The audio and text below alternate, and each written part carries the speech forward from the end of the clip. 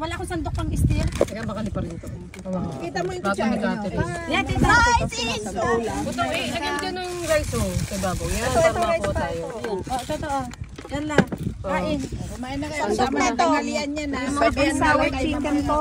Kumain kayo. Wala pa yung Good morning mga kadadi at mga kamamis at sa lahat. Andito na po kami sa may tambayan. Ate Gina, Ate Elaine, Ate Elsie, si Kat, syempre si Ate Mabel at saka si Ate Ivy. Kami mga early bird for today's video.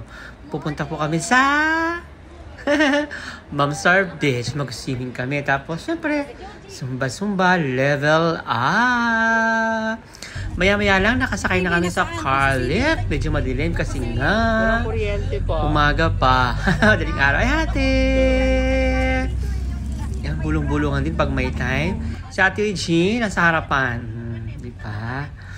Nakikita nyo pa rin ako kahit madilim. Yung iba, habol. Kasi may mga sarili silang sakyan. Mga yayamanin sila.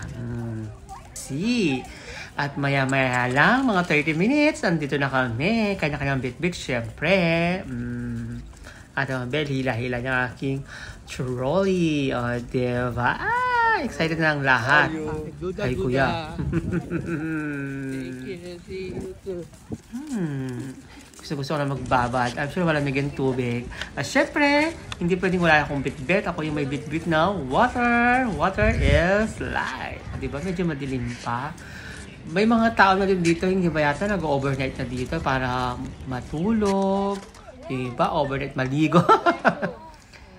Finally, andito kami sa aming cottage na napili. Ilalapag namin mga kagamitan at syempre aming food.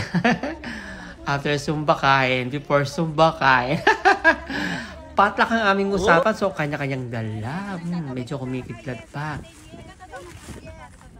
Ready na ang iba. Ang iba, nag-transform na. Ay, ate. Busy sa pag-video si ate. Si ate Regina nakatalikod. Sige. Dito pa more. Medyo malakas ang kidlat at kulog. Uulan yata. Wag naman. Ay, may natutulog doon. Wag maingay, daddy eh. Yun oh. Kita niyo yung kidlat. Ikaw po ang patuloy na mag-iingat sa bawat isa sa amin sa gagawin po namin sa umagang ito. Sa pangalan ni Jesus. Amen.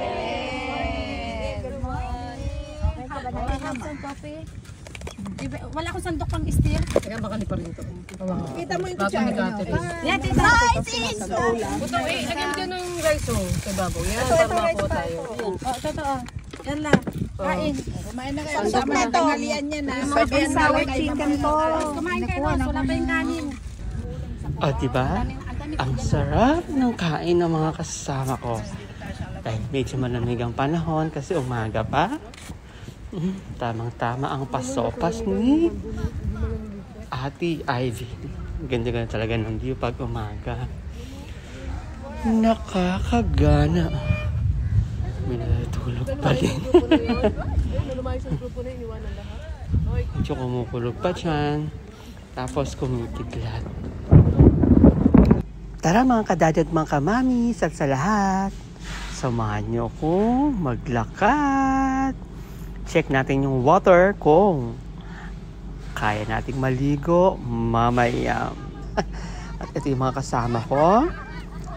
Nag-ready na para sa aming Zumba at the beach. Ang dami namin, di ba? Na-excite kasi silang mag-swimming sa totoong buhay. At ito na nga, nag-start na kami ng aming first dance. First dance at the beach. Hello, Ate Regine, ang aming dance instructor for today's video.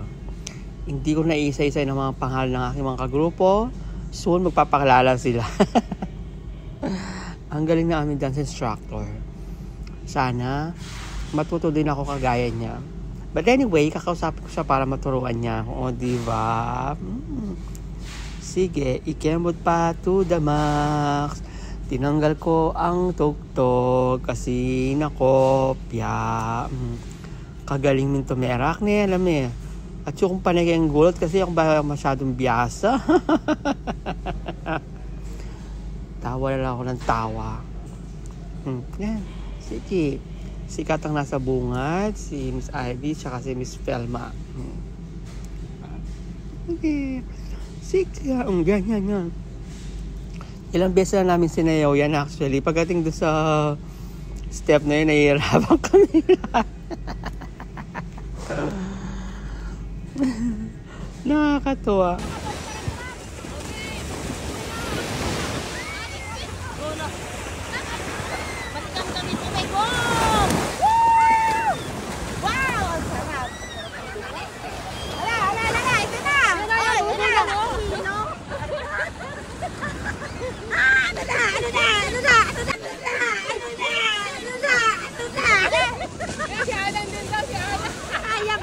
Ay, hindi kaya. Tulungan natin.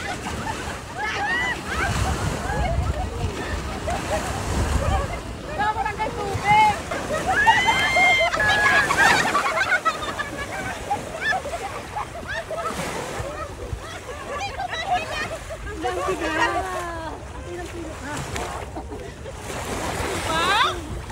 Second dance namin mga kadad at mga kamamis at sa lahat. At syempre, as usual, wala na namang tugtog. Mabuti na yung nag-iingat kaysa mahuli ni Lolo. Go Ate Regine. Go Kasumba pa. Kayang-kaya natin yan. Break a leg. At diba? Lumalayo na kami ngayon. Kumbaga, lahat ng pwedeng pagsayawan ng Zumba na lugar dito sa Dubai, tatry namin pupuntahan para may makita kayong kakaiba lugar or view. O, diba? Sige. Wala pa rin akong masabi.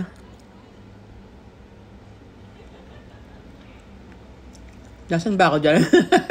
Sa likod ako. Nala, nagtatago ako. Baka makita niyo ako.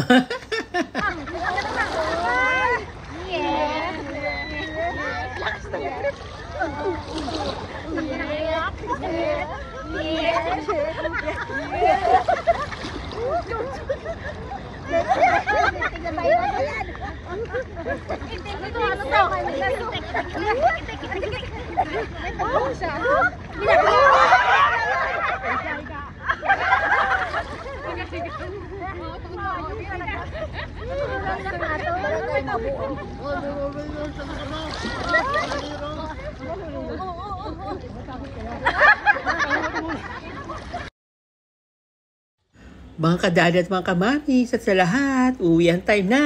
At eto, nag-aantay na kami ng aming car left. Nababakas at nakikita ko sa mga mukha nila na nag-enjoy sila katulad ko. Nakapag-swimming, nakapag-zumba, kumain ng madami. Maraming salamat. Love, love, love.